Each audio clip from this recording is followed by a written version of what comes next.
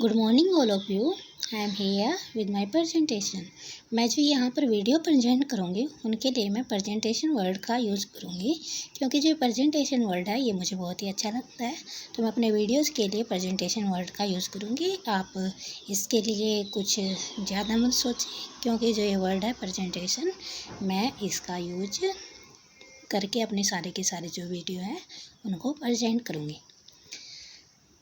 The topic of my presentation is John Lilly's Euphis.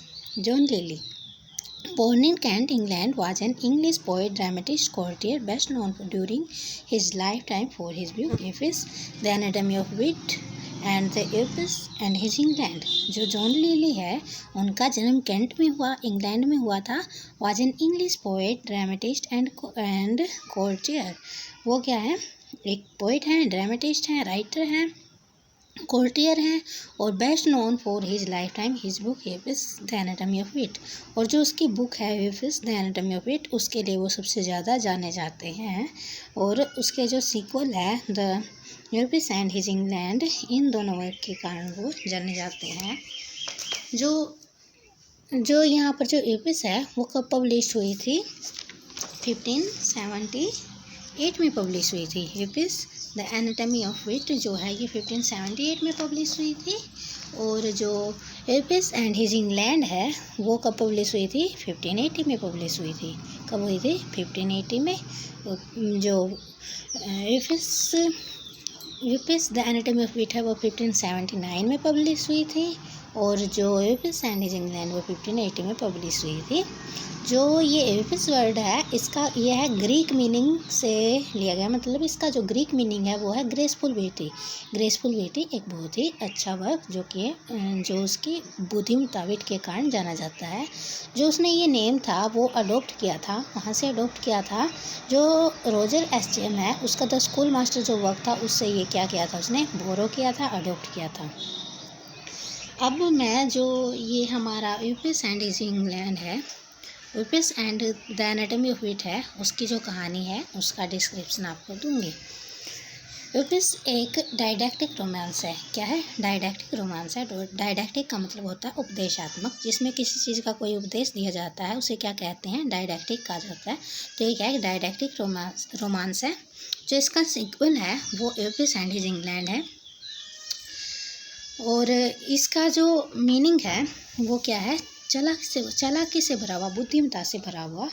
जो ये work है entertain करता है, और किस चीज़ को एंटरटेन करता है? जो लाइफ को, और किस चीज़ को? फ्रेंडशिप को और लव के लिए इसका यूज़ किया जाता है। जो ये वर्क है ये एंटरटेन करता है, फ्रेंडशिप और लव के लिए यह इंस्ट्रक्टिव लेसन देता है। जो यूफिस द एनाटॉमी ऑफ विट की जो स्टोरी है वो इस प्रकार से है।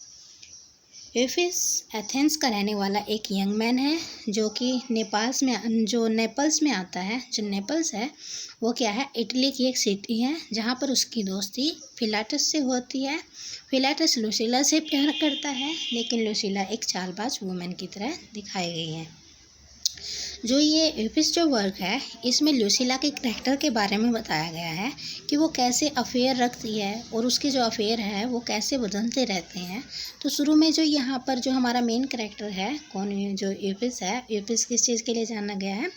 वो उसके लिए, अपनी जो विट है उसके लिए हम उसको जानते हैं। वो कहाँ पर आता है? वो अपनी एथेंस जगह से कहाँ पर, नेपल्स जो जगह है वहाँ पर वो आ जाता है, जो कि इटली की सिटी है।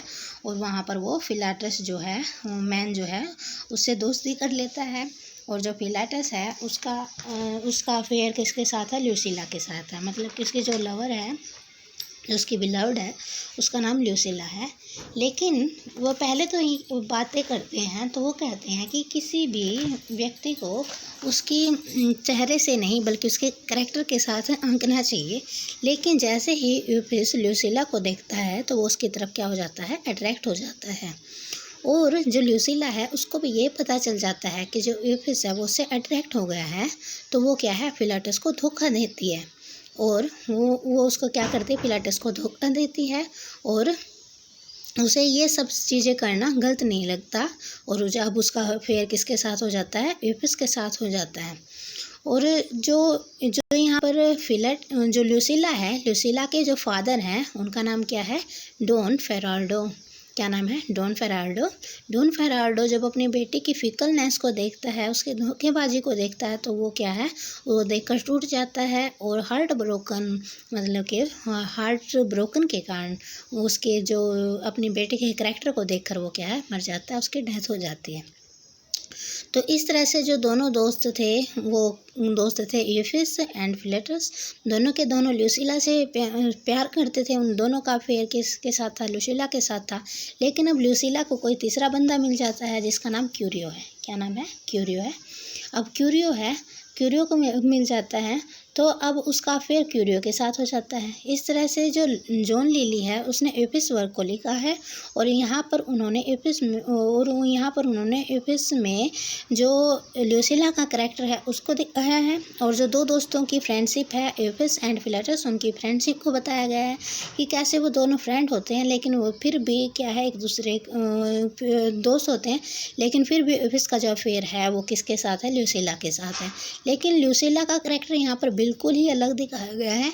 उसका अफेयर एपिस के साथ भी है, फिलेटस के साथ भी है और एक और करैक्टर आ गया है जिसका नाम है क्यूरियो, उसके साथ भी उसका अफेयर हो जाता है।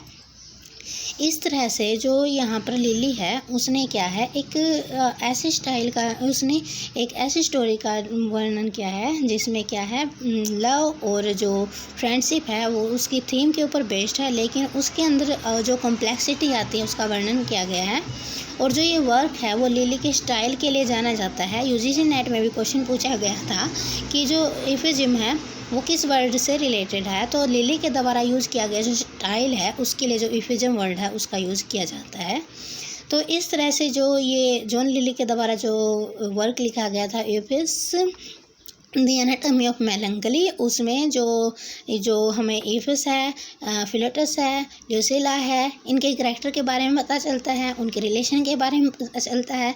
और जो हमारी नेक्स्ट वीडियो है एपिस एंड हिज इंग्लैंड, यह इसी वर्क का क्या है, सीक्वल है। उसके बारे में मैं आपको नेक्स्ट वीडियो में बताऊंगी। और जो ये एपिस के बारे में जो मेरी जो ये प्रेजेंटेशन थी, जो वीडियो थी, वो यहीं पर ख़त्म होती है। Thank you.